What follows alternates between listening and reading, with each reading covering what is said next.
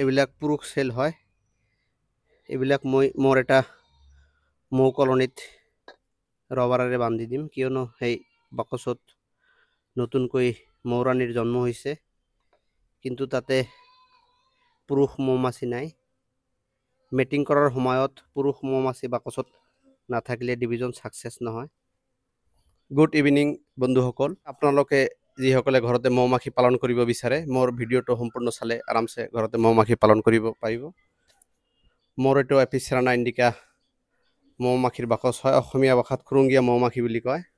আজি মোৰ মৌ বাকচখন মই চেক কৰিম কেনেকুৱা পৰিস্থিতি। বহুত দিনৰ পৰা চেক কৰা নাই। মৌমাছিবোৰ চাওক কিমান মৌৰস জমা কৰিছে। মই এটা এটা কৰি ফ্ৰেম বাহিৰত উলিয়াই আপোনালোকক দেখুৱাবলৈ চেষ্টা কৰিম, আৰু ইয়াত কুইনচেল হৈছেনে নাই সেইটো মই চোৱাৰ চেষ্টা কৰিম। যদি কুইনচেল হয় মই বক্সবিলাক ডিভিজন কৰি দিম। মৌমাছিবোৰ অলপ এগ্ৰেছিভ হৈ আছে, সেইকাৰণে মই ধোঁৱাৰ ব্যৱহাৰ কৰিম। ধোঁৱাৰ ব্যৱহাৰ কৰিলে মৌমাখিবোৰ শান্ত হয় আৰু কামুৰি দিয়াৰ প্ৰৱণতা কমে। ইয়াত মই আপোনালোকে চাব পাৰে মই 3টা পাৰ্ট লগাইছোঁ, কিন্তু 2টা পাৰ্টত মোৰ মৌমাছি আছে। এইটো চাওক,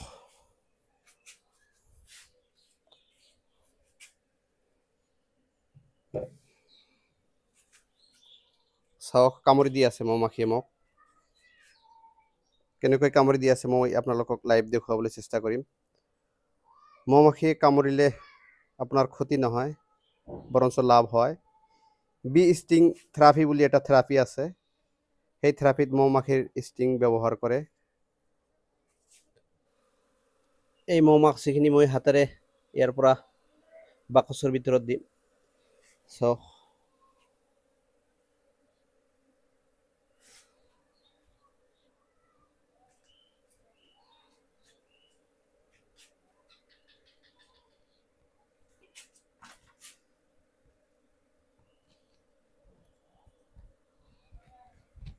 আজিকালি বজাৰত বেছি অৰিজিনেল মৌ ৰস পোৱা নাযায়। সেইকাৰণে যদি আপোনালোকে ঘৰতে মৌমাখি পালন কৰিব বিচাৰে, তেনেহ'লে মোৰ ভিডিঅ'বোৰ চালে ঘৰত আৰামছে মৌমাছি পালন কৰিব পাৰিব উইদাউট মাইগ্ৰেশ্যন। চাওক মই ঘৰৰ বাৰান্দাত থৈ দিছোঁ মৌ বাকচবিলাক। এইফালেও আছে মোৰ মৌ বাকচ।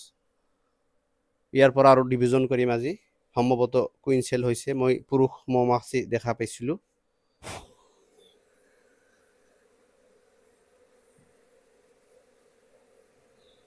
চাওক বন্ধুসকল কিমান মৌৰস জমা কৰিছে।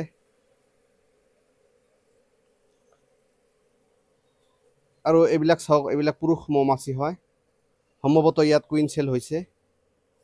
এইবিলাক চিল কৰিছে আৰু এইবিলাক মৌৰস চিল কৰা নাই। চাওক এইফালেও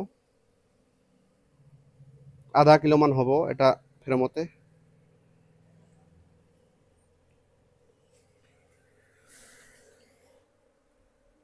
বাহিৰৰ ভিউ আপোনালোকক দেখুৱাবলৈ চেষ্টা কৰিম। চাওক কিমান মৌমাখি ইয়াত আছে। মোৰ এই 2টা পাৰ্টত 16টা ফ্ৰেম আছে, আৰু 16টা ফ্ৰেম ভৰ্তি মৌমাখি আছে। চাওক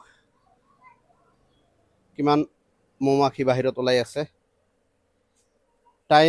সময়মতে কুইনচেল ডিভিজন কৰি নিদিলে মাইগ্ৰেশ্যন হোৱাৰ সম্ভাৱনা থাকে, আৰু আধা মৌমাখি উৰি যোৱাৰ সম্ভাৱনা থাকে। সেইকাৰণে মই ডিভিজন কৰিম। এতিয়া মই এটা এটাকৈ ফ্ৰেম আপোনালোকক দেখুৱাবলৈ চেষ্টা কৰিম।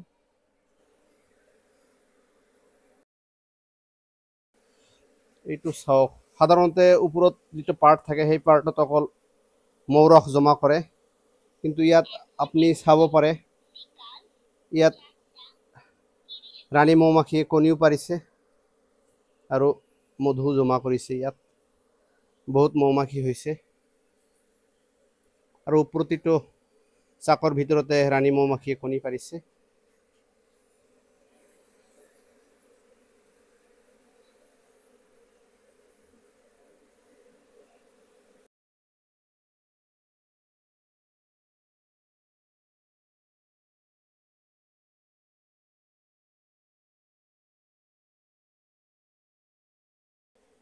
কোনোবাই যদি ঘৰতে মৌমাখি পালন কৰিব বিচাৰে, মোৰ ভিডিঅ'বোৰ চালে আৰামছে ঘৰতে মৌমাখি পালন কৰিব পাৰিব।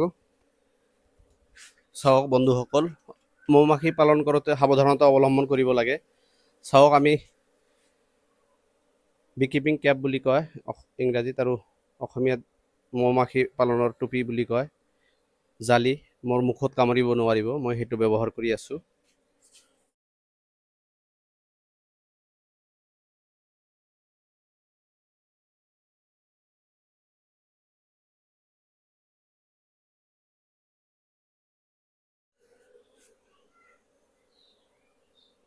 মধুৰ বহুত ৱেট হৈছে, সেইকাৰণে ভাঙি গৈছে। চাওক,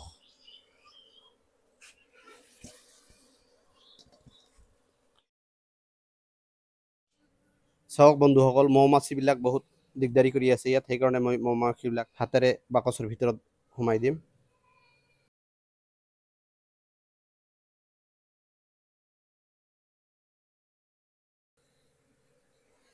চাওক বন্ধুসকল, মই হাতত লৈছোঁ আৰু ভিতৰত দি আছোঁ।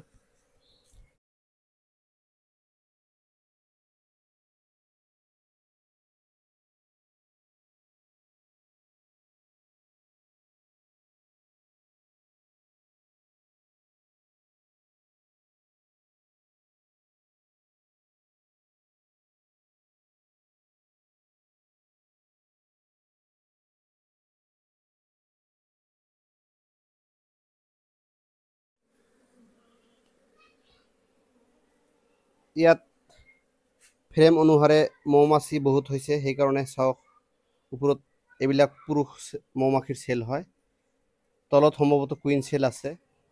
এতিয়া মই এই পাৰ্টটো সম্পূৰ্ণকৈ পৃথক কৰিম আৰু তলৰ পাৰ্টটো চেক কৰিম।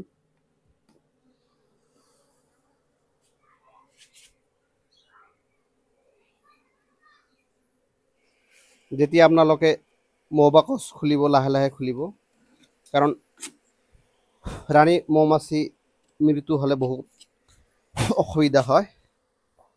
সেইকাৰণে বাকচবোৰ চেক কৰাৰ সময়ত ধীৰে ধীৰে কৰিব। আৰু এটা গুৰুত্বপূৰ্ণ কথা হ'ল, যেতিয়া আপোনালোকে মৌ বাকচ চেক কৰিব বা খুলিব বা মৌ ৰস উলিয়াব, তেতিয়া আবেলি সময়ত মৌ বাকচ খুলিব, কিয়নো আবেলি সময়ত মৌমাখিবোৰ মাইগ্ৰেশ্যন কৰাৰ প্ৰৱণতা কম থাকে। চাওক, চাকবিলাক পুৰণা হৈ গৈছে, চাকবিলাক চেঞ্জ কৰিব লাগিব। আৰু মই ৰাণী মৌমাখি বিচাৰি আছোঁ, ইয়াত ৰাণী মৌমাখি আছে নেকি। যদি থাকে ৰাণী মৌমাখি, পুৰণা বাকচত ৰাখি নতুন বাকচত কুইন চেল সহকাৰে ডিভিজন কৰিম। চাওক, এইবিলাক পুৰুষ মৌমাছি হয়, অলপ কলা প্ৰকৃতিৰ আৰু ডাঙৰ। এই ফ্ৰেমখন এতিয়া ইয়াত ৰাখিম। বন্ধুসকল, আপোনালোকে যদি মোৰ ভিডিঅ'বোৰ নতুনকৈ চাই আছে, মোৰ ফেচবুক পেজটো, প্ৰফাইলটো ফ'ল' কৰিব, কিয়নো মোৰ এটাই উদ্দেশ্য, মৌমাছি কেনেকৈ ঘৰত পুহিব পাৰি মাইগ্ৰেশ্যন নকৰাকৈ, আৰু অৰিজিনেল মৌ ৰস কেনেকৈ ঘৰতে উৎপাদন কৰিব পাৰি, সেইটো মোৰ ভিডিঅ'সমূহত দেখুওৱা হয়।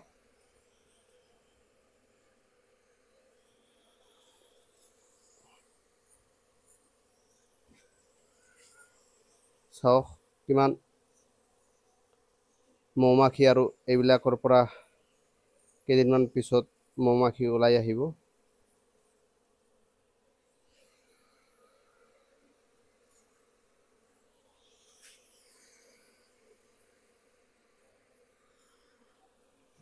চাওক, দুটা পাৰ্টতে কিমান মৌমাখি। ইয়াত ছেকেণ্ড পাৰ্টটো ৰাখিছোঁ আৰু ইয়াত ফাৰ্ষ্ট পাৰ্টটো ৰাখিছোঁ।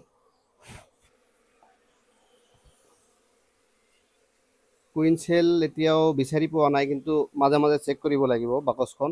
ৰাণী কোষ হোৱাৰ পূৰ্ণ সম্ভাৱনা আছে, কিয়নো পুৰুষ মৌমাছি বহুত হৈছে। মৌ ৰাণীজনী কেনেকুৱা হয় সেইটো আপোনালোকক দেখুৱাবলৈ চেষ্টা কৰিম, যদি মই বিচাৰি পাওঁ। মৌমাখি পালনৰ সম্পূৰ্ণ তথ্য মোৰ ভিডিঅ'সমূহত আপোনালোকে পাব। চাওক বন্ধুসকল, মৌমাখি অলপ এগ্ৰেছিভ মুডত আছিল, এতিয়া অলপ শান্ত হৈছে ধোঁৱাৰ ব্যৱহাৰ কৰাৰ কাৰণে। মই মৌমাখিবোৰ হাতেৰে কেনেকৈ লৈ বাকচত দিম আপোনালোকে চাওক। এইটো চাওক, মই খালী হাতেৰে মৌ মাখিবিলাক ধৰি আছোঁ, চাইছে আপোনালোকে। এতিয়া মই বাকচৰ ভিতৰত দিম। এটা কামোৰো মগ দিয়া নাই এতিয়াও।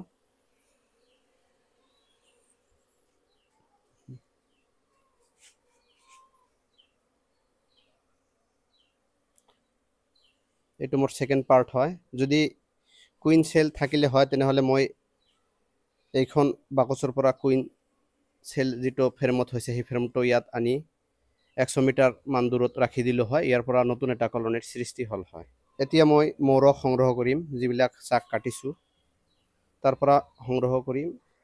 আজিকালি বিভিন্ন দেশত মৌ পালনৰ ওপৰত গুৰুত্ব দিয়াৰ লগতে আমাৰ ভাৰতবৰ্ষতো মৌ পালনৰ ওপৰত গুৰুত্ব দিছে আৰু চৰকাৰীভাৱে বিভিন্ন প্ৰশিক্ষণৰ ব্যৱস্থা কৰে প্ৰতিখন জিলা আৰু ৰাজ্যতে। সেইকাৰণে যদি আপোনালোকে মৌ পালন কৰিব বিচাৰে তেনেহ'লে ওচৰৰ কৃষি বিভাগৰ লগত যোগাযোগ কৰি প্ৰশিক্ষণ ল'ব পাৰিব বিনামূলীয়াকৈ চৰকাৰীভাৱে।